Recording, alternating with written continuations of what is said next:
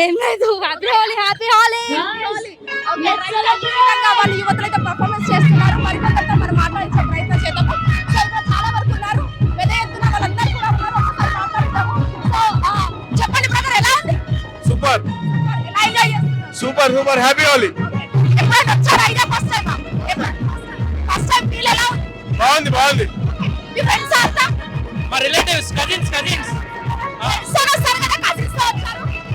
కానీ మేము cousins like a family, we are close friends. ఎక్కడ నుంచి వచ్చారు? ముషిరాబాద్.